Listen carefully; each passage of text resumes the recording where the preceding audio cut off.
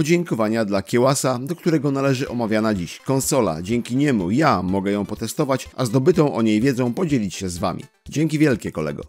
Czołem drużyna Tupęcz, witam wszystkich w moim retrokoncie oraz w kolejnym odcinku. Dziś ponownie wspólnie rzucimy okiem na kolejną konsolę od Hyperkin. Jeżeli nie widziałeś poprzednich odcinków z recenzjami konsol od Hyperkin, linki do nich znajdziesz w opisie pod tym filmem. Jak widziałeś, nic klikać nie musisz. Natomiast dziś nasza uwaga skupi się na kolejnej konsoli od tej firmy, która ta konsola po raz kolejny udaje jakiś sprzęt, przez co ponownie może być ciekawym rozwiązaniem, ciekawą propozycją dla każdego retrogracza. Ciekawym, ponieważ w tym przypadku mamy do czynienia z konsolą udającą konsolę SNES, co w połączeniu ze sporymi możliwościami w kwestii obsługi kartridży, regionu, proporcji ekranu oraz przede wszystkim z wyjściem HDMI może być dużo lepszym wyborem niż oryginalny i często problematyczny pod wieloma względami już oryginalny SNES. Cóż, osobiście uważam, że możliwość zastąpienia oryginału czymś nowoczesnym, takim zamiennikiem, to dobra rzecz. Jednakże, jak zawsze, nie może być tak, że wszystko jest super i pięknie. Tak, te sprzęty posiadają pewne wady. Mniej lub bardziej uciążliwe, jednak w tym przypadku takie lightowe, tak uważam, także spokojnie. Więc jeżeli widzu chciałbyś zobaczyć tę konsolę z bliska, poznać ją, przekonać się, co potrafi, zapraszam do obejrzenia odcinka i pamiętaj, nie bądź sknera, za recenzję kolejnego Hyperkina, komentarz, łapka i subik. Już teraz. No dobrze, zatem kolejna tabela mądrości zbliża się nieubłagalnie, ale żeby nakreślić wam, cóż takiego ciekawego oferuje ta konsola, myślę, że warto to zrobić. Więc według producenta konsola obsługuje kartridże z 16-bitowego SNES-a Super Famicoma. Posiada dwa złącza na oryginalne pady od konsoli SNES. Obsługuje kartridże w systemie PAL oraz NTSC z wyborem za pomocą przełącznika na spodzie konsoli. Obsługuje kartridże typu EverDrive. Nie posiada blokady regionalnej, odpala gry z dowolnego regionu. Posiada możliwość generowania obrazów w proporcjach 16:9 lub 4:3. Wyboru dokonujemy przełącznikiem z tyłu konsoli. Posiada standardowe, analogowe wyjście audio-wideo typu kompozyt. Posiada cyfrowe złącze HDMI emitujące obraz w rozdzielczości 720p w 50 lub 60 Hz zależnie od regionu. Konsola zasilana jest po złączu mini USB, a do jej zasilania potrzebny jest zasilacz dający na wyjściu 5V. Wymiary konsoli to około 28 cm długości, 20 cm szerokości, 9 cm wysokości. Waga około 1,3 kg. Tyle w temacie danych producenta. Teraz zapraszam do stołu, obejrzymy sobie z bliska, co my tutaj takiego ciekawego mamy. Tym razem nie będzie kartona, bo konsolę dostałem taką gołą od Kiełasa. Dobra, słuchajcie, zacznijmy może od tego, że konsola jest naprawdę małych rozmiarów i bardzo zgrabna. Żeby pokazać wam jak małych rozmiarów, po prostu postawię obok niej oryginalnego SNES-a. Proszę bardzo, tak to się mniej więcej prezentuje. Jak widzicie, wizualnie konsola nawiązuje do SNES-a. Power z tej strony, reset z tej strony, takie same praktycznie, eject tak samo działający. Wygląda bardzo podobnie. Nawet tutaj te elementy, czy ten element nawiązuje do starej konsoli. Nawet ta kratka z tyłu, tak? To nawiązuje do starej konsoli jak nic. No oczywiście jest dużo mniejsza, jest dużo zgrabniejsza, tak? To są całkiem inne czasy, ale generalnie, wizualnie bardzo przypomina stare Super Nintendo, czy też Super Famicoma, także tego na bok. Jak to się prezentuje tak w dłoniach? Generalnie tworzywo, z jakiego jest wykonane, jest naprawdę pierwszej jakości, najlepszej jakości. Tutaj to, wzorem wszystkich tych konsol tak naprawdę od Hyperkin, które miałem w rękach, to tutaj nie mamy do czynienia absolutnie z tandetą. Tworzywo jest naprawdę najwyższych lotów. Te wszystkie przełączniki, to można śmiało porównać z oryginalnym SNES-em, czyli z dobrą jakością tworzywa, po prostu. Eject, to wszystko jak to działa, ładnie sprężynuje, wykonane jest pierwsza klasa, na zasadzie podobnej jak, no tam troszeczkę było inaczej, ale generalnie podobna jest zasada, tak? Te wąsy tutaj do wyciągania kartridża są również nie jakiś plastik cienki, tylko to ma swoją grubość i przez to na pewno będzie wytrzymałe, tak? Reset i tak dalej, to wszystko, tu jest naprawdę bardzo dobrze. To, jakie tu kantów jakichś takich, wiecie, ostrych, takich nieobrobionych baboków plastikowych, tych z tworzywa, tutaj nie ma. Tu wszystko jest naprawdę fajnie wykończone, takie obłe, okrągłe, pierwsza klasa. I jedyne, co jest tylko minusem, jeżeli chodzi o wykonanie, to są te skrzydełka. One są cieniutkie, one są naprawdę cieniutkie. Mają tutaj taki, na zewnątrz mają taki kołnierz, symulujący, że to ma swoją grubość. Nie ma, bo to jest tylko kołnierz, a pod spodem czujemy, że tam po prostu jest, no, to jest cienki plastik i one są takie... To jest tandetne. We wszystkich konsolach tych to jest tandetne. Jasne, że to delikatnie przez to pewnie chodzi, ale jest tandetne. Czy to się połamie? Pewnie nie.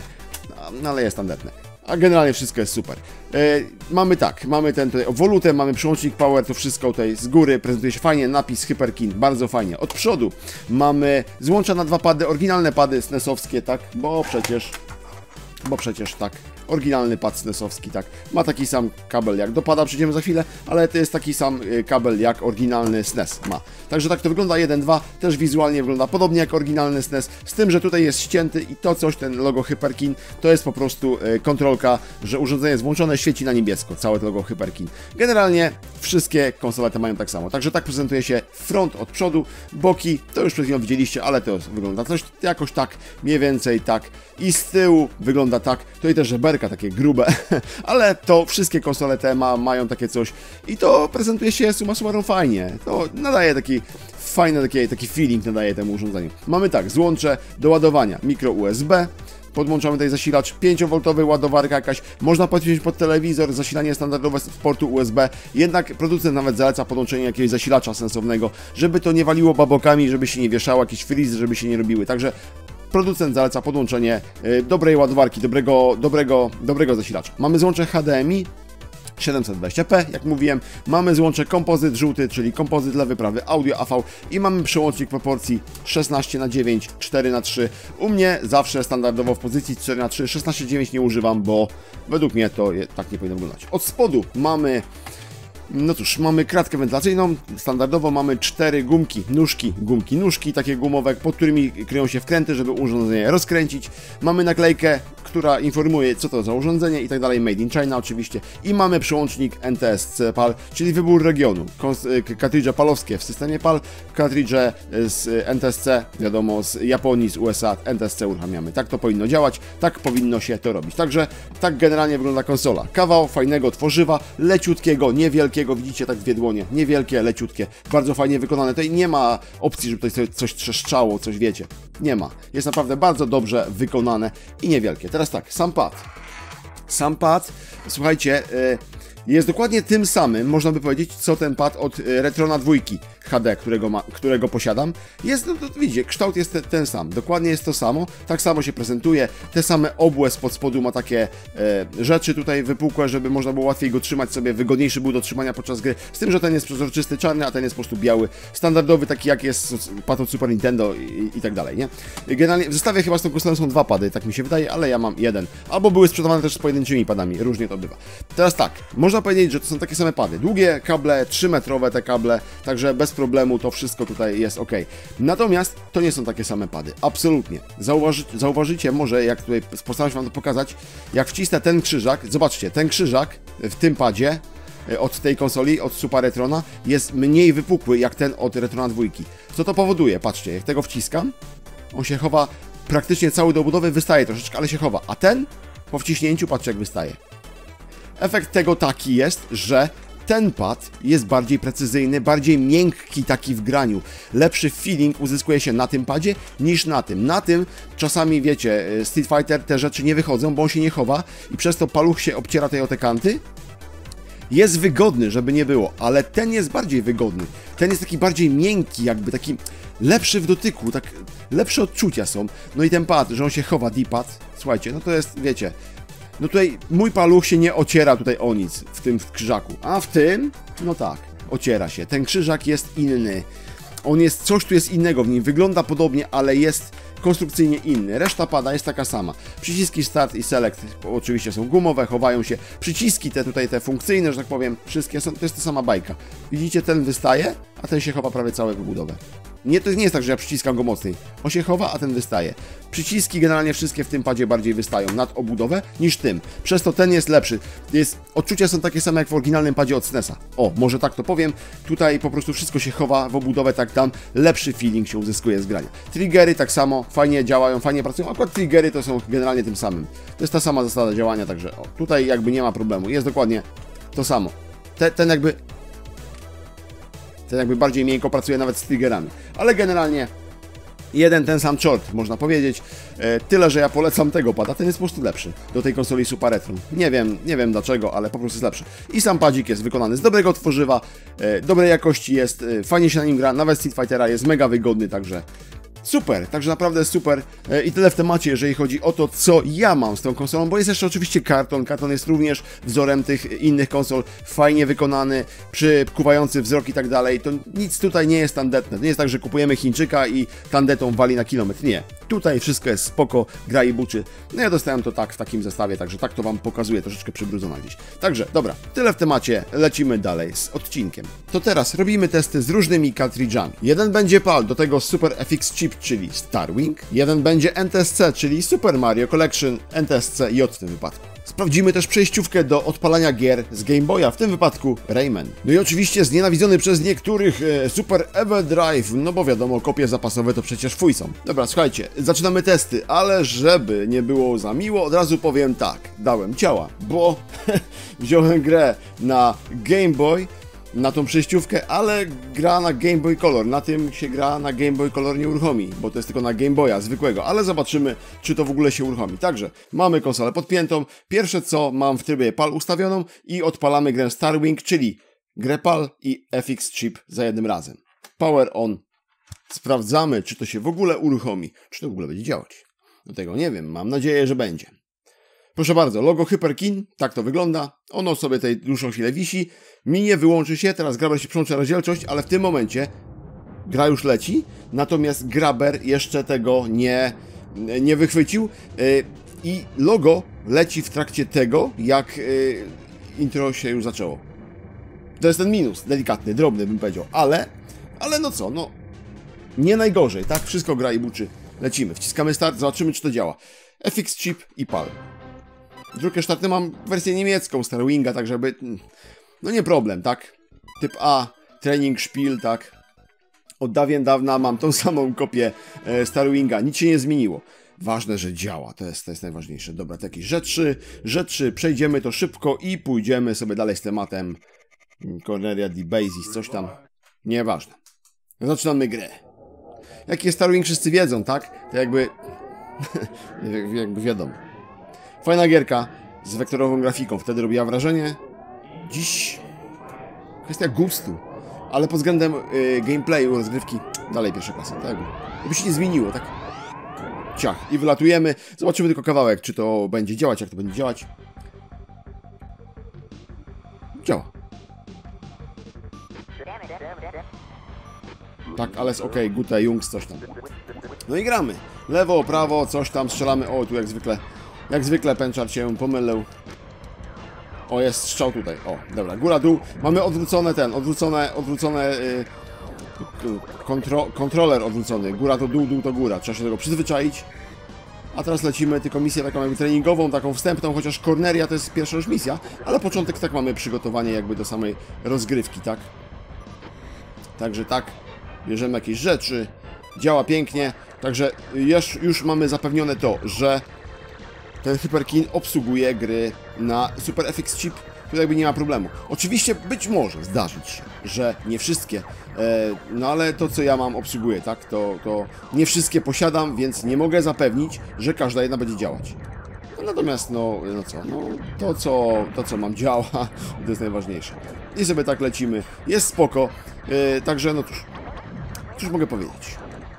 Tyle w temacie. Sam pad, jak mówiłem już, jest naprawdę mega wygodny, fajnie się na nim gra, taki miękki i naprawdę jest przyjemny. Także tutaj widzicie, konsola jest ok, jak na razie przynajmniej, a sam pad też jest ok. Tutaj wszystko gra i buczy. Paleta kolorów, to wszystko, to pozostawiam waszej ocenie, wydaje mi się, że jest dobrze. Natomiast ja tam wiem o ciach, tak, jakieś bokiem latanie, my tu mamy coś, jakieś rzeczy tu mogę zrobić, ale oczywiście ich nie pamiętam. Ja tylko wiem, że lecę przed siebie i strzelam. Kiedyś tą grę zrobiłem dosyć daleko nawet, ale to było dawno i nieprawda. On tu jakąś beczkę potrafi zrobić, jakieś takie rzeczy. Ale nie o grze to ma być, tak? Nie opowiadajmy o grze, w sensie ja, żebym nie opowiadał o grze. Natomiast powiem wam, że dalej po latach jest fajna, ale widać te zwolnienia, nie? Ta wektorówka. Ale no co, ale no cóż, beret włóż, no, jest jak jest. Ja się nie czepiam absolutnie, jestem zadowolony. Fajnie to działa, śmiga to spoko, także hej. Fajnie jest, myślę, że fajnie jest. Myślę, że bardzo fajnie. Pauza. Bardzo fajnie jest, laga żadnego nie czuć. Dobra, teraz robimy tak. Wyłączam power. wyciągam cartridge z grą, dźwigni miałem użyć, ale zapomniałem oczywiście, przełączam ją w tryb NTSC pod spodem i odpalimy grę Super Mario Collection.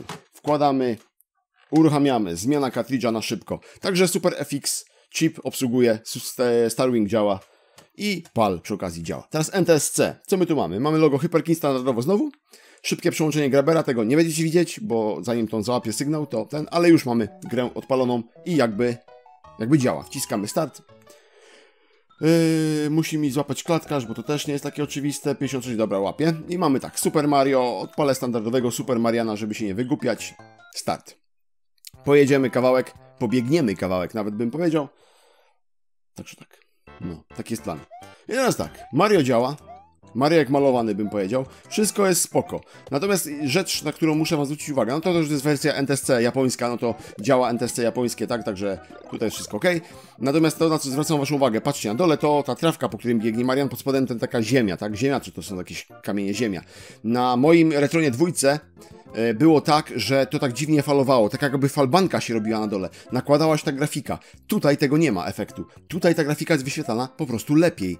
Jakby ta konsola miała inny jakiś układ upscalujący tą grafikę, generujący tą grafikę, nie wiem jak to nazwać, ale nie ma tego takiego efektu falowania grafiki, takiej falbany. Taka robiła się taka falbanka, że tak się nakładała na siebie dziwnie grafika i w tej grze było to maksymalnie widać. Tutaj, patrzcie, tego nie widać. Jest naprawdę fajnie. Powiem wam, że jakość grafiki jest, uważam, o niebo lepsza jak na Retronie 2. Tak, może z tytułu tego, że tam na Retronie 2 to po prostu emulowało sprzęty dwa w jednym, jakby jeden układ generował grafikę, jakby, tak? Natomiast tu jest tylko jedna konsola, Super Retron, ale być może bebechy są całkiem inne, tak? Odnośnie samej emulacji, samego udawania tego SNES-a. Może są całkiem inne. Nie wiem, nie rozkręcałem tej konsoli, tak się nie wdawałem w szczegóły żadne tego typu, ale jeżeli tak jest, dajcie znać, jeżeli tak jest, jeżeli wiecie, że on ma inne całkiem bebechy, działa na innej zasadzie. Chociaż mi się wydaje, że to nie jest stricte software'owa emulacja, to jest dalej sprzętowe, coś. Jakieś takie udawanie Super Nintendo. Natomiast robi to dobrze, robi to lepiej niż mój Retron 2, tak jak mówiłem. Także jest ok, słuchajcie, jest ok, jak najbardziej spoko. Także widzicie, gra NTSC J Japan w tym wypadku działa bez bez najmniejszych problemów. Czyli co? No o to chodzi, żeby to był uniwersalny sprzęt i uniwersalny jest. Jeszcze powiem wam tylko tyle, jeżeli chodzi o laga nie wyczuwam żadnego. Postać reaguje praktycznie momentalnie, panie, na moje ruchy. Jak tylko są takie, że są sensowne. Momentalnie. Na moje ruchy, na wciśnięcie przycisków pada. Tutaj nie ma żadnego laga. Nie czuję żadnego laga. Działa naprawdę bardzo dobrze. Przyzwoicie. Jeżeli jest, to po prostu ja go nie czuję. Jeżeli ja go nie czuję, to biorę za pewnik, że po prostu nie ma tej laga jako takiego uciążliwego bynajmniej. Działa to wszystko dobrze, tak? Także nie ma się czego czepiać. Dobra, wyłączamy tą grę i użyjemy tej dźwigni tym razem. I teraz pokażę wam ten nieszczęśliwy Game Boy Color, Game Boy, ale nie Color, z grą Game Boy Color. Czyli nie pogramy, ale sprawdzimy, czy przejściówka działa. Odpalamy. Sprawdźmy to, czy działa. Czy pójdzie, czy się uruchomi, czy będzie dobrze. No, nie pomyślałem, wziąłem na testy nie to, co trzeba. Ale hej, no, jest, dobra. Logo Hyperkin. I o ile ta przejściówka w ogóle działa, bo nie wiem, czy ja to sprawdzałem w ogóle, chyba nie. Okej, Game Boy Color jest, uruchomiło się, ale jakby gra się nie uruchomiła. Nie wiem, czy mogę wyciągnąć grę w czasie, jak działa ten. To może jeszcze raz. Włóżmy ją jeszcze raz. Sprawdźmy teraz. Chyba nie była dociśnięta gra do końca. Czy ona możliwe się uruchomi? Tego nigdy nie wiadomo. Także dajmy jej szansę. Czy to się uruchomi. Albo na palne testy jest przełączone? Nie, chyba nie powinno mieć znaczenia, mi się wydaje. Jest. O, widzicie? The game is specially designed for Game Boy Color. Please use a Game Boy Color to play this game. Ale, zobaczcie, uruchomił się. Hyperkin, ten Retron, Super Retron, działa również tą przejściówką taką standardową dla SNES-a, starą, na gry na Game Boya. Jakby było Game Boy Color, to by się uruchomiło, ale mam tylko taką, nie mam innej, także w ogóle kiedyś jak ktoś miał Game Boya i kupił taką sobie przejścióweczkę, grę i chciał sobie pograć i zobaczył, że to musi mieć Game Boy Colora i tylko taki ekran dostał, nie? Mógł się lekko wkurzyć, co nie? No, mógł się lekko wkurzyć. Natomiast, patrzcie, działa. Także z tą przejściówką działa też. Niestety tylko tyle mogę wam pokazać. Zatem przykro mi bardzo, wyciągamy, ale polecam. Jakby coś, ktoś miał gry na Game Boya, może sobie na tym też odpalić na takiej przejściówce gry na Game Boya. Bez konieczności kupowania kolejnego sprzętu. I na sam koniec Super Everdrive uruchamiamy i zobaczymy, czy konsola działa z ładowarkami na karty SD. Jak pamiętacie, Retrona 2 miałem takiego, który miał problemy, żeby obsłużyć tego typu kartridże. Zawieszał się. Zobaczymy, czy tutaj będzie dobrze. Jest. Mam w pamięci wczytaną już jakąś grę, także uruchamiam start. Nie wiem, co tam jest wczytane. Start, zobaczymy. Dam się zaskoczyć, bo w coś grałem ostatnio i... Aha, to jest Miki. Okej, dobra. No to, słuchajcie, może być Miki. Jeden short, tak? Pasuje mi jak najbardziej. Nie ma problemu. Chyba będzie Miki głośno. Czy nie? A, względnie, dobra. Na 4. I cóż, sprawdźmy, jak wygląda Miki i jak działa Miki, czyli Super Everdrive'a, tak? Press start, działa. Zrobię jeszcze reset i odpalę tego Street Fightera, który nie chciał mi działać na Retronie 2. Zobaczymy, czy on to się uruchomi, czy się będzie wieszał, czy nie. Tak dla testów, dla spokojności, że tak powiem. Bo tego nie wiem, dobra? Tutaj, aha, to trzeba to przejść. Ale powiem wam, ten padzik jest naprawdę fajny. Jest niebo lepszy niż Retron 2. Jeżeli ktoś chce Super Nintendo, polecam rozważyć zakup tego. Aha, korkiem dostał. Tej konsoli niż zakup Retrona 2. Jeżeli ktoś chce tylko na Super Nintendo, nie? Mieć, żeby to udawało Super Nintendo. Naprawdę polecam to, Super Retron, niż Retron 2, żeby mieć NES-a i coś tam. Serio, bo... działa to lepiej, no, niż Retron 2, tak? Multikonsola, która udaje ileś tam sprzętów, tak? 2 w tym wypadku. Takie są fakty. Mówię jak jest. Tu jest po prostu lepiej osprzętowo i jak widać pod względem obsługi kartridży, które no działają. Ale mówię, dla spokojności jeszcze Street Fighter 2 poleci, zobaczymy. Super Street Fighter 2 nawet. No, wczytuj się, panie. Działa. Słuchajcie, nic się nie wiesza. Jest jak najbardziej w porządku, wydaje mi się. Zatem, cóż, beret włóż. Będzie dobrze, myślę, nie? Papuga dostała w łeb. A ty co? Papuszko, papuszko, powiem ci na uszko. Nic ci nie powiem. Leć se stąd. Tu. I tu. I gdzieś na latarnię, czy na coś. O, kolory się pojawiają powoli, takie tam. Gierka sama w sobie jest bardzo fajna. O tym wie chyba, myślę, każdy, kto w tą grę mógł sobie kiedyś zagrać. A, tutaj trzeba tą papuszkę. Papuszko, zdzielę cię za uszko. No świetnie, że się udało. No dobrze, nie wiem. Oh no, oh no. Nie będę co mam zrobić. Całkiem kolorowo się zrobiło.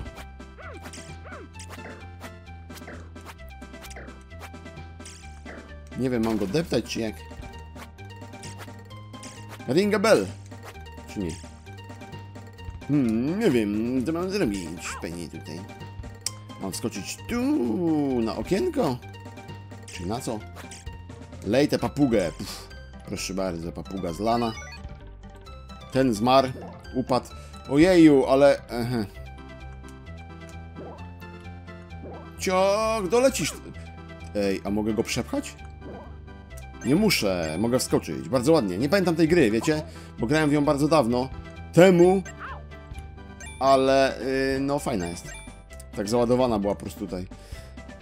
Naprawdę jest spoko gierka i naprawdę fajnie działa na tej konsoli, jak widzicie, z tym kartridżem bez żadnego, nawet najmniejszego wręcz problemu. Reset i na sam koniec jeszcze odpalimy sobie tego zapowiadanego Street Fightera. Muszę go tylko znaleźć oczywiście, bo on nie jest załadowany do pamięci. Super pewnie będzie, Super Street Fighter 2 USA, Virtual Console, czyli to. Load start, oczywiście loading będzie dłuższy odpowiednio, natomiast to chyba nikomu nie przeszkadza, ewentualnie go przyspieszę. Dobra, to przyspieszę go, przewinę do przodu. Po co oglądać loading? Dobra, wczytało się, matko jedyna, ale to długi czas trwa na tym kartridżu wczytywanie. Ale nie szkodzi, no jest, ważne, że jest.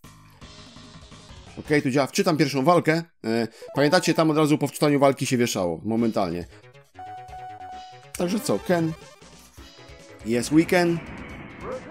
Brazil. Yes we Blanca. Sprawdźmy to, czy działa. Panowie, panie. Działa. Oj. Muszę się przyzwyczaić do pada. A tu nieskonfigurowane te są przyciski. Ale zobaczcie, działa. Czyli stwierdzam, że skoro tamten się wieszał, no to po prostu, no co? To po prostu coś było z nim nie tak, no. Czy to wina tamtych konsol? To nie wracam do tematu, bo dużo ludzi twierdziło, że w ogóle źle zrobiłem, że nie sprawdziłem jeszcze jednej, skąd miałbym ją wziąć, nie wiem. Natomiast no nic, no jest jak jest. Natomiast na tej działa... Aj, ta gra, troszeczkę trzeba się przyzwyczaić do tego. No, takie dziwne to jest trochę, no ale dobra. Nie! O ty! Poszedł won. Słuchajcie, działa, Street Fighter działa.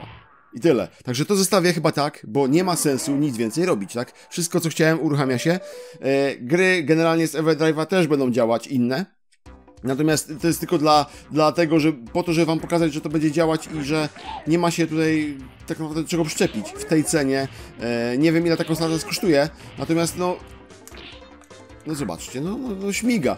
Opłaca się zakupić tą konsolę, jeżeli ktoś potrzebuje takiego sprzętu, nie? Bo to bez dwóch zdań. Dobra, robimy reset i robimy drobne podsumowanie całego tego tematu. Nic więcej nie mam tutaj, żeby testować, ale nic więcej nie wymaga testowania. Nie mam żadnego kartridża USA, żeby sprawdzić, ale one są inne, no to jakby nie ma znaczenia. Dobra, robimy podsumowanie. No dobrze, tytułem podsumowania parę plusów i minusów standardowo. Dziś zaczniemy od minusów. Standardowo dla wszystkich modeli, które testowałem, tutaj również klapki zasłaniające port są najsłabszym ogniwem całej tej konstrukcji. Najpewniej nic się z nimi nie stanie, a ja się po prostu czepiam, ale mogli dać grubsze. A to takie po prostu zwykłe skrzydełka z tworzywa. Podobno konsola ma trochę przestrzeloną paletę kolorów, ale powiem szczerze, nie zauważyłem tego. Dla znawców tematu zapewne zauważalne, ale ja nawet nie wiem, gdzie miałbym to pokazać. Serio.